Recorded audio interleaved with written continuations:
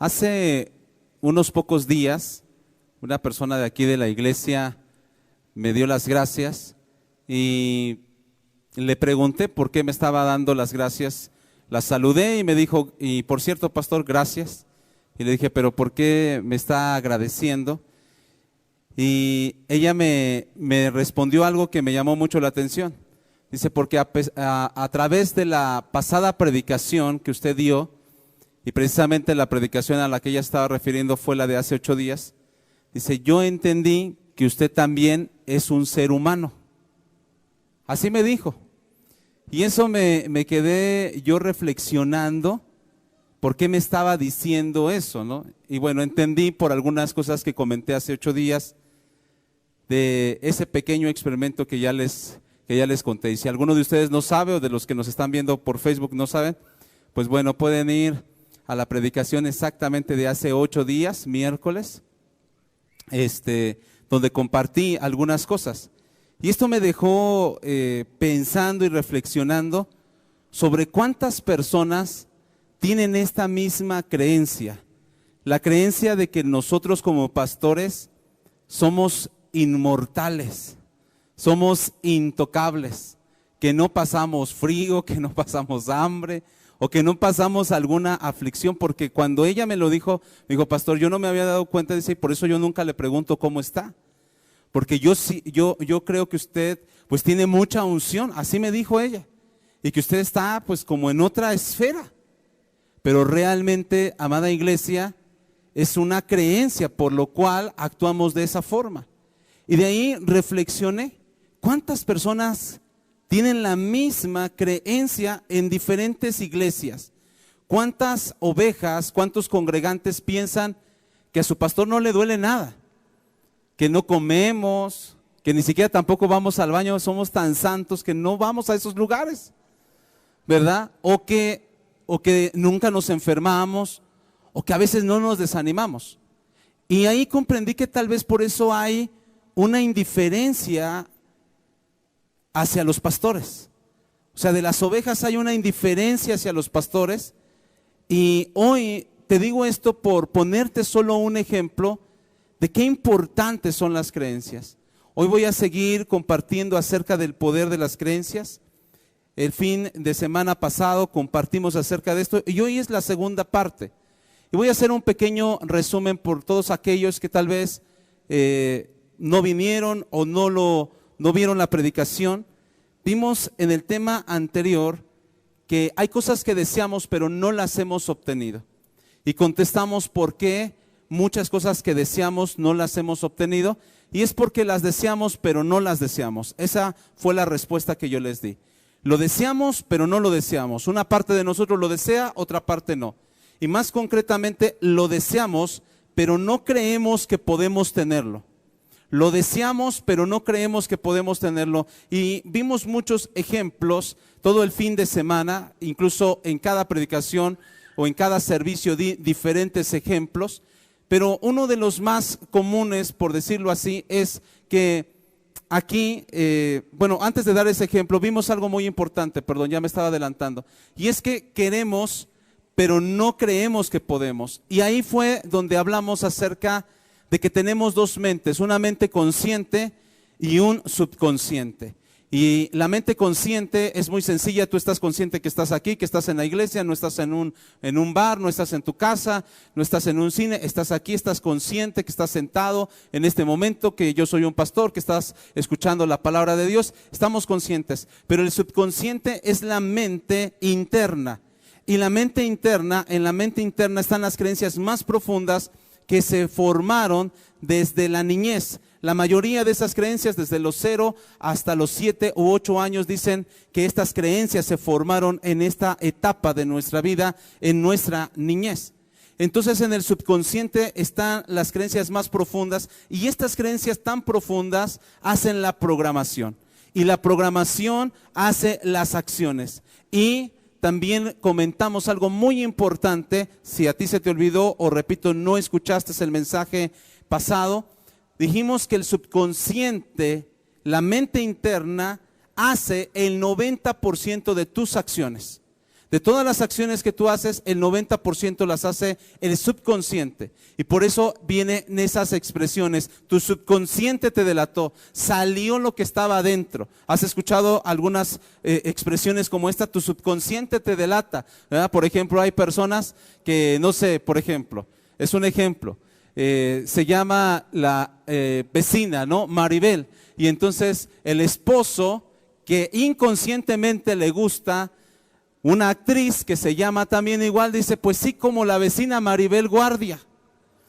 Entonces ahí, ¿qué pasó? ¿Qué salió? Pues su subconsciente, su programación, su creencia de que le gusta esa mujer. Y esto es así. El subconsciente hace el 90% de las acciones. El consciente hace solamente el 10%. Ahora, tenemos dos mentes, una consciente y una subconsciente. El subconsciente, repito, es la mente interna, es la programación, es las creencias más profundas. Y ahora sí voy a poner este ejemplo. Conscientemente la mayoría de nosotros queremos dinero porque sabemos que, hasta decimos, de algo tengo que vivir. Sabemos que estamos conscientes que las cosas no las regalan, que la fruta no la regalan, que la comida cuesta, ¿verdad?, cierta cantidad. Estamos conscientes que si nos subimos a un transporte público o a un taxi, no le vamos a decir que Diosito se lo pague, porque estamos conscientes que nosotros tenemos que pagarlo, ¿cierto o no? ¿Cuántos están aquí conscientes? Bueno, pero en nuestro subconsciente tal vez tenemos creencias totalmente contrarias. ¿Como cuáles? El dinero es malo, el dinero cambia a la gente, el dinero no da la felicidad, el dinero nos arruina. El dinero, ¿verdad?, hace mal a la gente. Acuérdate de tu familiar tal, cómo tuvo dinero y mira, se perdió. Entonces, por un lado tú quieres, por el otro lado tú ya no quieres. Inconscientemente, subconscientemente, nosotros, la mayoría, no queremos tener dinero. Y aunque hemos leído la palabra que Dios es un Dios de prosperidad, por un lado estamos conscientes que necesitamos dinero, por eso vas a trabajar. Pero en el subconsciente tal vez tú tengas una creencia de que el dinero es malo o que el dinero te separa de Dios. Y entonces, por más que te quiera venir ese dinero, tú mismo en tu subconsciente lo rechazas. Y el subconsciente tiene el poder del 90% de nuestras acciones. ¿Cuánto estamos entendiendo hasta aquí? En resumen, lo que nosotros vimos fue eso, que nuestro consciente quiere hacer una cosa, pero nuestro subconsciente quiere hacer otra, en la mayoría de los casos diferente, contraria. Y recuerda algo, siempre ganará lo interno más que lo externo, porque lo interno produce lo externo. Lo que no se ve es más poderoso que lo que se ve, siempre es así. Siempre es así, lo que no se ve es más poderoso que lo que se ve. Así que en resumen vimos eso, amada iglesia. Pero quiero solamente comentarles rápidamente, porque esto ya lo he compartido en otras predicaciones, ¿qué es una creencia? ¿Qué es una creencia? En el diccionario de la Real Academia Española, creencia se define así. Define a la creencia como el firme asentamiento y conformidad con algo. Escucha bien esto, la creencia es la idea que se considera verdadera, a la que se da completo crédito como cierta. La creencia es la idea que se considera como verdadera, a la cual se le da completo crédito. O sea, tú tienes una idea y dices, sí, la hermana está en contra de mí. Esa persona me tiene envidia y tú ya tienes una creencia. ¿O cuántas veces te ha pasado que cuando ya vas conociendo más a fondo a una persona dices, oye, yo creí que eras bien payaso? Porque tú tuviste una creencia en base a una idea. Entonces, ¿qué es una creencia? Es la idea que consideramos como verdadera, que se le da completo crédito como cierta. Ahora, ¿cómo se forma una creencia? ¿Cómo se forma una creencia? Esto ya lo he dicho en muchas ocasiones, pero hagan de cuenta que nosotros estamos en la escuela y tenemos que estar repitiendo ciertas cosas para que nos quede claro. Dice que la repetición es la madre de las enseñanzas. Así que tenemos que estar prestando atención y nuevamente escuchando esto. ¿Cómo se forma una creencia? Ya vimos qué es una creencia, pero ¿cómo se forma? La creencia se forma por la repetición de una información que uno recibe como verdad o como cierta. Es la repetición que principalmente nos dijeron en nuestra niñez. Como les dije anteriormente, se forman nuestras creencias más fuertes en nuestra niñez. Por ejemplo, un ejemplo clásico, en nuestra niñez continuamente a la mayoría de nosotros, tal vez no a todos, pero sí a la mayoría, continuamente nos decían, eres un tonto, eres un tonto, eres un tonto, o en la escuela nos ponían orejas de burro, ¿verdad? Y cosas así. Entonces, ¿cómo se desarrolla, cómo se forma una creencia? Se forma por la repetición. La repetición, la repetición, la repetición. Por eso tenemos muchas creencias en contra del dinero, en contra de la felicidad y en contra, por ejemplo, de esto. En la mayoría de los casos escuchamos esto: no se puede tener todo, hijo. No se puede tener todo. No puedes tener, ¿verdad?, esto y esto y esto. Y a veces pensamos, lo hemos creído tan profundamente que por eso algunas personas o son ricos, pero descuidan su físico, porque dicen, o tengo dinero o tengo salud, porque no se puede tener todo. Pero algunas personas están bien en su trabajo, pero no tienen a su familia. O estoy bien en el trabajo, pero yo no puedo atender a mi familia, porque no se puede tener todo en la vida. Entonces, ¿cómo se forma la creencia? Por la repetición. La repetición, amada iglesia, que recibimos principalmente en nuestra niñez y que en algún momento nosotros recibimos como verdad. Para afirmarlo más esto que estoy diciendo, tal vez en algunos casos de los que están aquí les pasó esto. Tantas veces que nos dijeron, eres un tonto, y en algún momento te dicen, pásame ese vaso, y tú vas y agarras el vaso y ya se lo llevas al papá, a la mamá, y se te cae. Por X razón se te resbala, se te cae. Y en ese momento, cuando se te cae, te vuelven a decir, ya ves que eres un tonto. Y en ese momento, tal vez fue ahí donde abrimos nuestra mente, donde abrimos nuestro corazón, desgraciadamente, y dijimos nosotros mismos, sí, soy un tonto. Soy un tonto. Y por eso desde ahí, en algunos casos, si son así, si creyeron esa mala creencia de que son tontos, les ha costado tanto trabajo. O cuánta gente yo me encuentro que me dicen, a mí nada se me pega, tengo mente ¿de qué dicen? De teflón. Ahora, hay algo muy importante, amada iglesia. Así se forma una creencia. ¿Qué es una creencia? Ya lo vimos, cómo se forma una creencia. Pero tienes que abrir tu corazón a esto. La creencia es los cimientos de la mente. La creencia controla la mente. Y la creencia gobierna 4 áreas de nuestra vida fundamentales. La creencia, repito, gobierna 4 áreas de nuestra vida fundamental. Y es nuestra forma de pensar, nuestra forma de sentir, nuestra forma de hablar y nuestra forma de actuar. Así que las creencias, ¿cómo se ven? ¿Cómo se ve que tú tienes una creencia profunda? Tus continuas acciones es el reflejo de tus creencias. Tus continuas acciones es el reflejo de tus creencias. Por ejemplo, si tú dices, yo no soy machista, pero seguido tratas a tu esposa con la punta del pie, si tus acciones son así, no le das amor, la menosprecias, entonces en lo más profundo de tu ser, aunque tú digas conscientemente, yo sé que las mujeres y los hombres valen iguales, que Cristo murió por nosotros como murió por las mujeres, que valemos lo mismo, pero si tus acciones continuas son de desprecio hacia tu esposa, entonces esa es tu creencia. Tú puedes decir, Dios prospera. ¿Cuántos creen que Dios prospera? Pero si tú no prosperas, es porque hay una creencia profunda. Si siempre estás pidiendo prestado, si siempre estás ahí rompiendo el cochinito, que ya quién sabe cuántos parches tiene ese cochino, porque le sacas el dinero y dices, ahora sí voy a ahorrar, pero pides prestado por acá, tú conscientemente has leído la Biblia y sabes que Dios es un Dios de prosperidad, pero si tú vives endeudado, si tú no tienes dinero, en lo profundo de tu ser están esas creencias que tal vez el dinero es malo y por eso no lo tienes. ¿Cuántos creemos conscientemente que Dios es un Dios de sanidad? Pero si continuamente tú estás enfermo, ese es el reflejo de tus creencias, tus acciones continuas. Ahora, aquellos que están apuntando, de aquellos intelectuales que los veo desde aquí, ¿cuáles son tus creencias continuas? ¿Qué es lo que normalmente haces?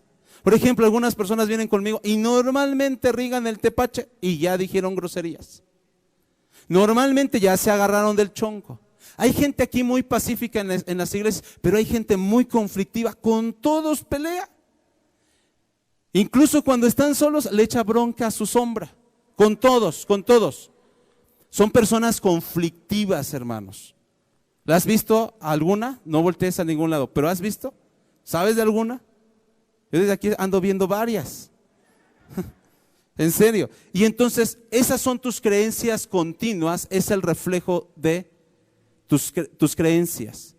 Tus acciones continuas es el reflejo de tus creencias profundas. Ahora, vamos a un ejemplo bíblico. Vamos al primer libro de Samuel, vamos a estar viendo varios versículos de Samuel. Y vamos a Samuel capítulo 9, versículo 21. Primer libro de Samuel, capítulo 9, versículo 21.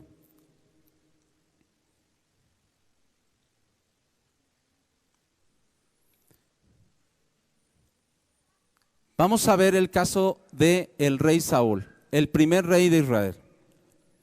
Quiero que prestes mucha atención, no va a ser examen, pero sí que tú prestes atención en los versículos que vamos a leer. Primer libro de Samuel 9:21. Dice así: Saúl, bueno, aquí te lo digo rápidamente. El profeta Samuel, que era el líder espiritual de toda la nación, va a ungir a Saúl como rey. Y le dice: tú vas a ser el próximo rey. Y checa bien qué contesta Saúl. Si a ti te dijeran, tú vas a ser el próximo rey, ¿qué contestarías? Tu contestación es el reflejo de tus creencias profundas. ¿Ok? Y mira qué contestó Saúl. Saúl respondió y dijo: ¿no soy yo hijo de Benjamín, de la más pequeña de las tribus de Israel? ¿Y mi familia no es la más pequeña de todas las familias de la tribu de Benjamín? ¿Por qué pues me has dicho cosa semejante? ¿Qué contestó Saúl? Lo que acabas de escuchar. Vamos a el capítulo 10, primer libro de Samuel, capítulo 10, versículo 21 al 23. Capítulo 10, versículo 21. Aquí ya Samuel va a presentar a Saúl delante de todo el pueblo. El versículo que leímos ahorita, anteriormente, este versículo le dice: tú vas a ser el próximo rey, y Saúl contesta de esa forma.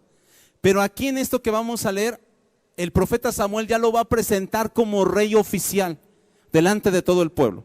Y mira qué pasó con Saúl. E hizo llegar la tribu de Benjamín por sus familias, y fue tomada la familia de Matri, y de ella fue tomado Saúl, hijo de Cis, y le buscaron, pero no fue hallado. O sea, todo el pueblo estaba ahí, menos Saúl. Preguntaron pues otra vez al Señor si aún no había venido allí aquel varón, o sea, Saúl, y respondió el Señor: he aquí él está escondido entre él. ¿Dónde estaba? O sea, ¿qué estaba haciendo Saúl? Estaba escondido. Estaba escondido. De ahí, por favor, vamos a leer el versículo 23. Entonces corrieron y lo trajeron allí, y puesto en medio del pueblo, desde los hombros arriba, era el más alto de todo el pueblo. Vamos a saltarnos hasta el versículo 27. Aquí lo van a presentar delante del pueblo como rey oficial. ¿Y qué estaba haciendo Saúl? Estaba escondido. Y ya después lo traen, y dice la Biblia que él era el más alto de todos, de los hombros para arriba era el más alto. Pero también lo estuve estudiando y dice que era el más bello, que no había hombre tan guapo como Saúl entre toda la nación.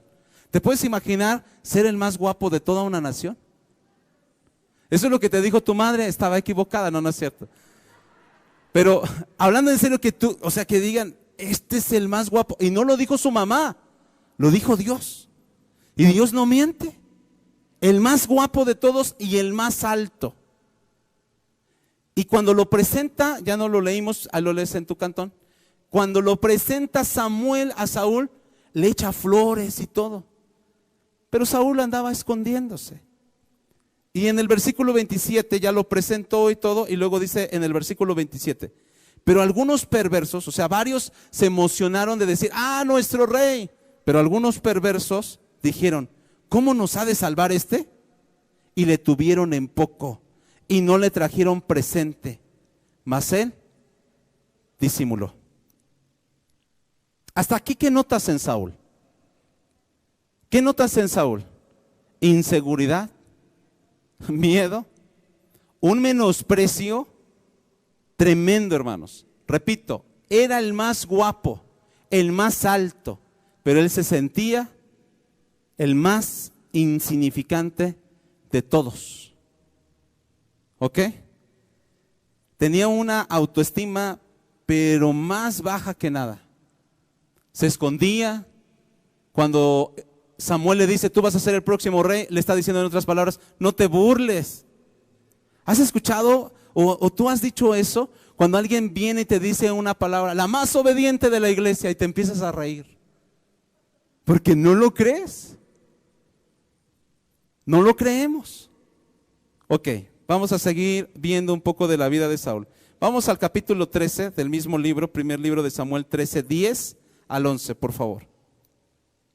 Lo que vamos a leer a continuación, para que tú te ubiques, es que aquí Saúl desobedece a Dios. Ya era rey y ya llevaba 2 años como rey. Aquí se cumplen 2 años como rey. Y aquí es lo que está registrado en la Biblia, su primer desobediencia muy fuerte en contra de Dios. ¿Cuál fue la desobediencia? Dios le dijo a través de Samuel, el profeta, espérame 7 días. Espérame 7 días. Y Saúl no lo esperó y sacrificó él. Y tú podrías decir, sacrificó a Dios animales, dio una ofrenda. Y tú podrías decir, ¿y qué tiene eso de malo? Es que los únicos que tenían la autoridad para sacrificar eran los sacerdotes. Saúl se metió a un oficio que no le correspondía y usurpó el oficio del sacerdocio, que él no tenía derecho a hacerlo. Así que su pecado no era menor. Como cuando a veces queremos ser algo que no somos llamados a hacer. Hay muchas personas que se meten y que quitan a la otra persona y que se ponen ellos y ni lo saben hacer y ni fueron llamados para hacerlo. Y es su primer pecado fuerte, por decirlo así, su primer desobediencia. Vamos a leerlo, primer libro de Samuel 13:10. Y cuando él acababa de ofrecer el holocausto, o sea, Saúl, he aquí Samuel que venía. Y Saúl salió a recibirle para saludarle. Entonces Samuel dijo, ¿qué has hecho? Y Saúl respondió, porque vi que el pueblo se me desertaba y que tú no venías dentro del plazo señalado y que los filisteos estaban reunidos en Micmas. Eso fue lo que contestó Saúl. No vemos un reconocimiento, no vemos un arrepentimiento, no lo vemos ahí. Vamos a el último versículo, por favor. Primer libro de Samuel 15, 24. Primer libro de Samuel 15, 24. Aquí es su segunda desobediencia de Saúl. ¿Sí estás aquí todavía, iglesia? Es su segunda desobediencia de Saúl. ¿Y en qué consistía esta desobediencia? En que Dios le había dicho, extermina de este pueblo, de un pueblo específico, extermina a todos, incluyendo a los animales. Y Saúl apartó los mejores animales y perdonó la vida al rey. Y Dios le había dicho, extermina a todos, incluyendo al rey y a todos los animales. Y él no lo hizo así. Fue una obediencia a medias. Y una obediencia a medias es una desobediencia completa. Por eso nuestros padres, tal vez desde pequeños, cuando medio hacíamos las cosas, nos decía, eso no está bien hecho. Porque repito, una obediencia a medias es una desobediencia completa. O lo haces bien, hermano. Si Dios te dijo, ven a la iglesia, no te dijo, ven a la iglesia y duérmete. O tú lo haces bien o no sirve. O no sirve. O vienes a la iglesia y abres tu corazón, o si no, vas a salir hasta con dolor de cabeza porque te desperté en algún momento tu rico sueño. Y entonces Saúl desobedeció nuevamente, es su segunda desobediencia. Y vamos a leer, ¿qué contesta Saúl de esto? Cuando lo confrontan, ¿qué contestaba Saúl cuando confrontaban su pecado? Primer libro de Samuel 5, 15, 24. Entonces Saúl dijo a Samuel, yo he pecado, pues he quebrantado el mandamiento del Señor y tus palabras. Pero lee lo que sigue. Porque temía al pueblo y consentía la voz de ellos, perdona pues ahora mi pecado. Los primeros versículos que leímos hablan acerca de las acciones, más que de las acciones, de cómo se veía Saúl a sí mismo, una baja autoestima. ¿Y por qué se veía así Saúl con una baja autoestima? Por las creencias que él tenía profundamente. Es lo que estamos hablando en esta hora, por las creencias. Pero en la segunda parte de lo que estamos hablando, las dos desobediencias que él comete, los dos actos de desobediencia, tienen mucha similitud, amada iglesia. En las dos tienen mucha similitud. En las dos desobediencias. Repito, para que te ubiques por lo que te voy a decir a continuación. Las dos veces que Saúl desobedece a Dios tienen una similitud muy fuerte. En la primera, desobedece porque dice, porque el pueblo se me desertaba, el pueblo se iba. En la segunda que desobedece de no destruir todos los animales, dice, ¿qué dice ahí? Que apartó lo mejor de alguna de otra forma, lo acabamos de leer. Dice en la parte de abajo, porque temía al pueblo y consentía la voz de ellos. Porque temía al pueblo. La primera desobediencia es, el pueblo se me iba y yo tenía que hacer algo para retenerlos. En la segunda, el pueblo quiso apartar los mejores animales y yo consentía su voz. Yo les hice caso porque les tuve miedo. Aquí hay algo muy importante. Su creencia más profunda de Saúl, escúchalo bien, era, quiero agradar a la gente aún antes que a Dios.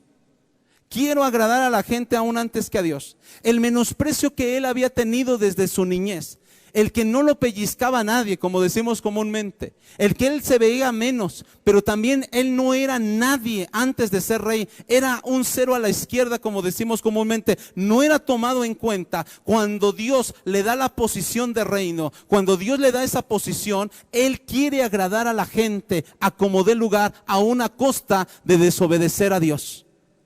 Y esto, ¿por qué lo saco?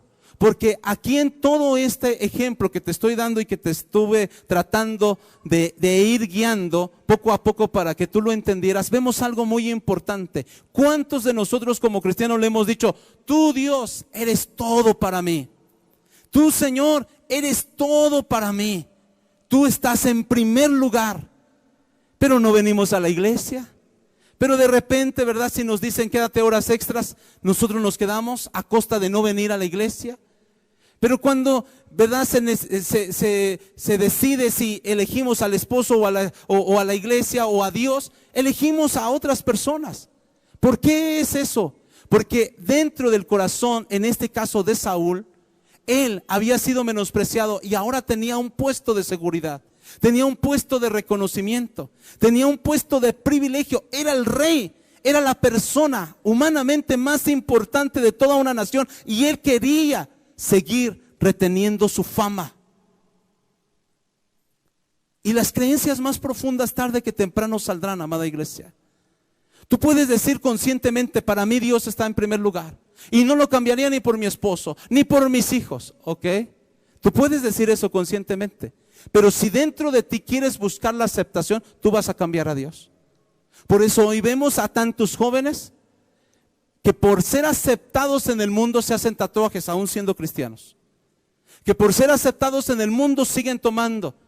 ¿Por qué? Porque buscan esa aceptación, por una creencia muy profunda de menosprecio. Y como lo comenté el fin de semana anterior, una de las creencias más peligrosas y de las más fuertes es: creo que nadie me ama. Y si tú crees que nadie te ama en lo profundo de tu ser, tú vas a cometer muchos errores. Te vas a vender por amor. Por unas migajas de amor te vas a vender. Y también, como lo comenté en la predicación pasada, muchas personas, con la primer persona que les dice cosas hermosas, que los está elogiando, que los está aceptando, se van con esa persona, aunque sea la persona incorrecta, aunque no sea la persona indicada, por la falta de amor. Este ejemplo de Saúl solo es un ejemplo, solo es una área. Hablamos de su baja autoestima, de su menosprecio, de su inseguridad, de sus miedos, de sus temores. ¿Y qué lo llevó a Saúl? ¿Qué lo llevó? Esas creencias profundas de Saúl lo llevaron a desobedecer a Dios y a que él fuera destituido de su llamado. Y Dios lo dice en su palabra a través del profeta Samuel, en la segunda desobediencia donde nos quedamos. Le dijo: Dios ha provisto de un prójimo tuyo mucho mejor que tú. Y después viene David. Ahí se cumple, amada iglesia, lo que dice Apocalipsis: retén lo que tienes para que nadie tome tu corona.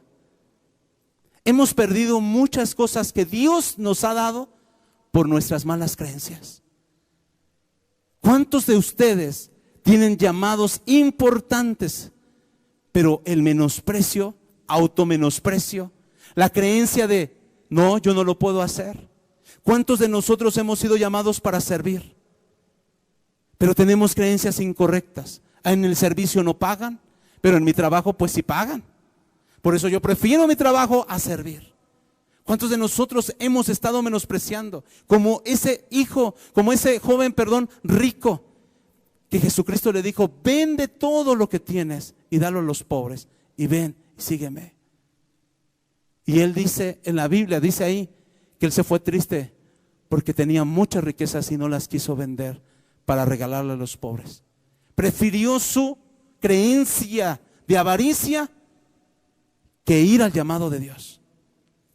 Hoy yo quiero que reflexiones en este momento: ¿cuántas oportunidades de Dios estamos perdiendo por nuestras malas creencias?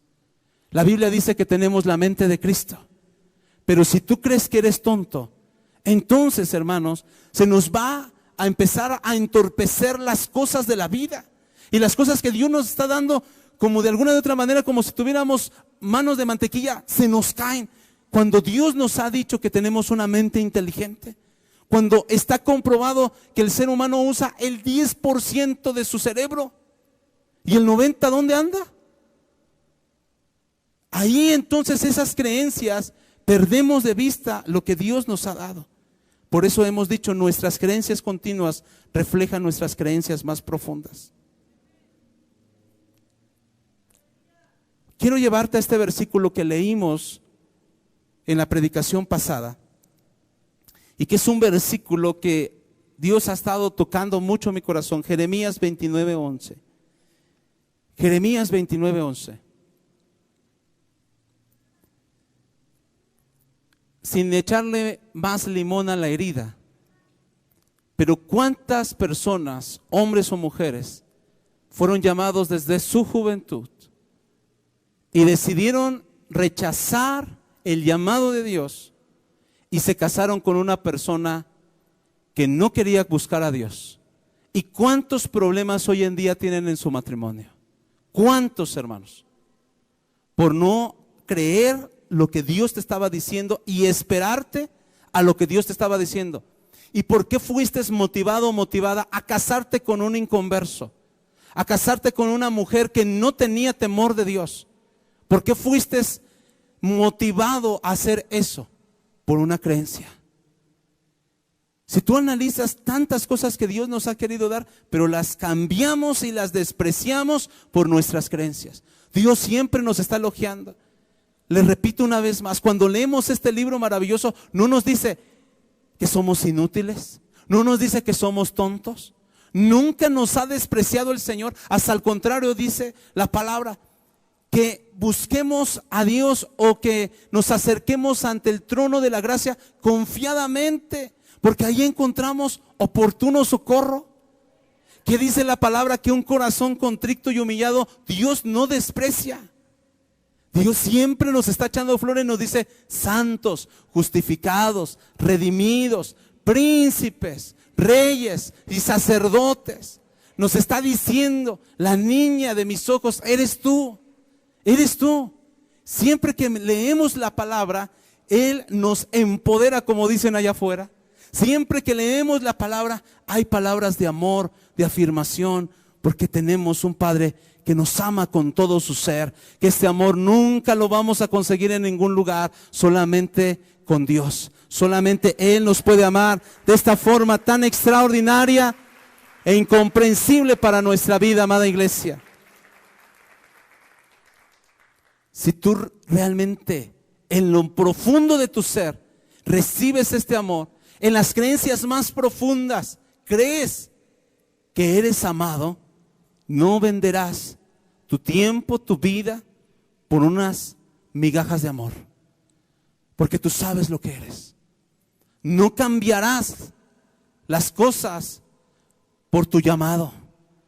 No vas a ir en contra de tu propia dignidad como hombre o como mujer o como hijo de Dios, porque tú sabes lo que tú vales, la sangre de Jesucristo corre por tus venas, así que no te vas a menospreciar, a rebajar. Y aun cuando quiera venir esa maldita depresión y te diga que tú no vales nada, tú te vas a armar de valor, porque tus creencias más profundas están ahí y tú vas a contestar: yo valgo la sangre incalculable del Hijo del Dios viviente, de Jesucristo. Él murió por mí. ¿Cómo yo puedo pensar que no valgo nada? Si soy un ser extraordinario, si tengo millones de neuronas, si tengo tantas y tanto potencial. Fíjate bien algo que dijo una persona, y en este momento me estaba acordando de esto. Dijo esa mujer, que no es cristiana, pero me llamó la atención, dijo esto: ¿por qué gente que tiene la capacidad de tener hijos tratan tan mal a sus hijos? No todos, obviamente, pero tú sabes que hay padres que han maltratado a sus hijos, que los han violado, que los han quemado, literalmente los han quemado, que los tiran al bote de la basura cuando nacen. No estoy inventando nada, tú lo sabes que es cierto. Salen las noticias muchas veces. ¿Por qué padres o gente que tiene la facultad, la bendición de tener hijos, trata tan mal a sus hijos? ¿Y por qué gente que podría ser el mejor padre o la mejor madre no tiene hijos? Y dice: yo no lo comprendo. Pero lo único que comprendo, dijo esta mujer, es que tú no vienes de tus padres. Eso es lo que dijo. Tus padres son el medio, pero hay alguien más allá que te creó. Hay alguien más allá que te creó. Y ella no decía Dios porque tal vez no crea en Dios, pero me llamó mucho la atención lo que dijo esta mujer. Y sabes, es cierto. La Biblia dice: antes que te formase en el vientre de tu madre, yo te aparté, te conocí. Eres mi hijo, eres mi hija, yo te amé, yo te amo. ¿Cuántos creen eso sinceramente? Somos personas extraordinarias, amada iglesia. El soplo de Dios está dentro de nosotros. Eso que tú llamas mi espíritu, espíritu humano, es el soplo de Dios en tu vida. Cuando nuestro espíritu se conecta con el Espíritu Santo, es porque tenemos una parte de Dios dentro de nosotros. Dime si no somos extraordinarios. Dime todo lo que hemos podido hacer como seres humanos. ¿Cuántas cosas hemos creado como seres humanos? Tenemos la facultad de cambiar.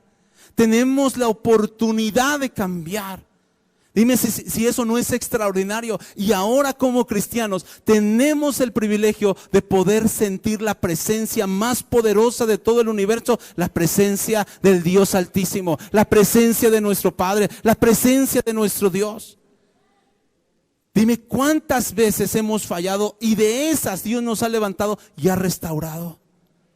Cuántas veces no teníamos ni siquiera la más mínima idea de que un día se iba a restaurar nuestro matrimonio, de que un día se iba a restaurar nuestra vida, de que íbamos a salir de las drogas, de que íbamos a salir de esa depresión, de que íbamos a salir de esa locura. Y mira, ahora Dios nos ha dado libertad. Él ha roto nuestras cadenas, Él ha roto toda maldición sobre nuestras vidas. Dios es extraordinario. Amada iglesia, yo quiero que reflexiones en algo muy importante. Si Dios, que es verdad, no tiene la verdad, Él es la verdad, dice tantas cosas de victoria, de éxito, positivas, como tú lo quieras llamar, sobre tu vida, ¿por qué tú te atreves a menospreciarte a ti mismo? Si Dios, que es tu creador, que Él es nuestro creador, que Él es nuestro Padre, que Él nos conoce más que tú mismo te conoces a ti mismo, Él te conoce. Y Él dice palabras de bendición, de amor, de afirmación, pero también de verdad. Porque somos santos por Él, somos justificados por Él y somos más que vencedores por Él. Eso es la verdad. ¿Por qué te atreves a contradecirlo a través de tu menosprecio? ¿Por qué te atreves a decir que tienes una mente de teflón cuando dice la Biblia que tenemos la mente de Cristo? ¿A dónde lo estamos poniendo a Dios? ¿A dónde lo estamos contradiciendo a Dios? Le estamos llamando mentiroso. Cuando Él te ha llamado a algo y tú dices, yo no puedo, tú le estás diciendo, eres mentiroso. Es más, te equivocaste, no eres perfecto, te has equivocado. Porque te has puesto tu mirada en un perdedor como yo. Cuando tú y yo decimos esas expresiones, contradecimos a Dios, como si tú supieras más que Dios, como si fuéramos más inteligentes que Él. Pues Él sabe lo que dice. Y si Él dice que tú y yo somos más que vencedores, así es. Así es, amada iglesia. Jeremías 29:11, en la traducción Dios habla hoy. Quiero que lo escuches, no lo busques, escúchalo. Ahí está en la Biblia. Escúchalo, pero con tus oídos destapados, tus ojos abiertos, pero principalmente con tu corazón abierto. Jeremías 29:11 dice así: yo sé los planes que tengo para ustedes, planes para su bienestar y no para su mal, a fin de darles un futuro lleno de esperanza. Yo, el Señor, lo afirmo. ¿Cuántos creen eso? Pero si tú crees que nunca te va a ir bien en la vida, eso es lo que vas a tener. Eso es lo que vas a tener. Si tú crees que nunca puedes salir de esa enfermedad, eso es lo que vas a tener, enfermedad. Pero si tú crees que vas a salir de la enfermedad, como una persona dijo cuando se enteró que tenía una enfermedad incurable, dijo, pobre de esta enfermedad, ¿a qué cuerpo se vino a meter? Porque esta persona que dijo eso es un hijo de Dios y él sabe que el poder de la sangre es mayor que el poder de la enfermedad, amada iglesia. La Biblia dice, yo tengo planes para ustedes de bienestar y no de mal, para darles un futuro lleno de esperanza. Cuando tú crees esta palabra nada más, cuando tú crees esto y empiezas a analizar en lo más profundo de tu ser, en esta mente interna, y empiezas a quebrantar esas creencias profundas de a mí nada me sale bien, a mí nunca me ha ido bien, mira, he tenido quién sabe cuántos matrimonios y todos fallaron, mis hijos se fueron, nadie me quiere, siempre he sido pobre, es más, siempre he estado endeudado, nunca he prosperado. Pero cuando tú empiezas a recibir esta palabra, tan solo este versículo, si lo recibieras hoy, cambiaría tu vida. Señor, tú dices que tienes planes de bien para mí. Y ya no te pones a pensar por qué me han salido mal. Y si te pones a pensar, yo te respondo, ¿por qué has creído mal? Porque has tenido una fe muy fuerte, pero negativa. El miedo, amada iglesia, es una fe poderosa, pero negativa, oscura. El miedo es, yo creo que algo me va a pasar mal. Yo creo que algo le pasó a mi hija.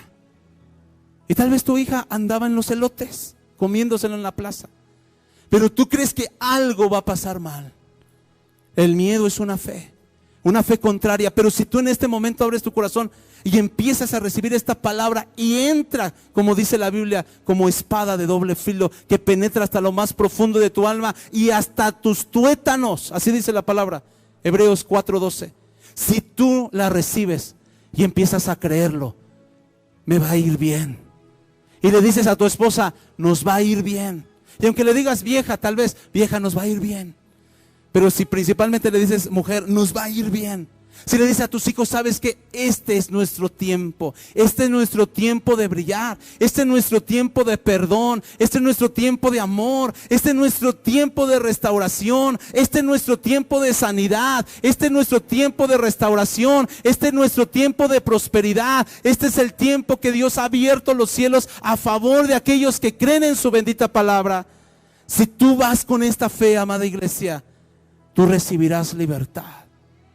Y la primera libertad que recibes cuando crees este versículo, que yo lo he experimentado, es: eres libre de la preocupación. Ya no estás afanado por el futuro. Ya no te preocupa qué mañana vas a comer. Sabes que Dios tiene planes de bien y no de mal para ti. Ya no te preocupas por este maldito virus del coronavirus. Ya no te preocupas por esto, porque sabes que Dios te va a guardar. Que tú no vas a ser de esas estadísticas de muerte, porque sabes que Dios ha provisto un futuro lleno de esperanza para ti, un futuro lleno de vida para ti. Tú sabes que Dios va contigo y que Él, como un padre, agarra a su hijo pequeño. Ese eres tú. Él no te va a soltar. ¿Lo crees en tu corazón? ¿Crees que pueden venir mejores tiempos? ¿O crees que ya viviste los mejores tiempos cuando estabas joven?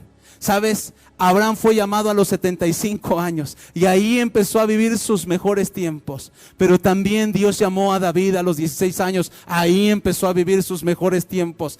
No es la edad, es cuando Dios te llama, es cuando crees que si Dios es contigo, ¿quién contra ti, amada iglesia? Dale un buen aplauso al Señor. Ponte de pie, por favor.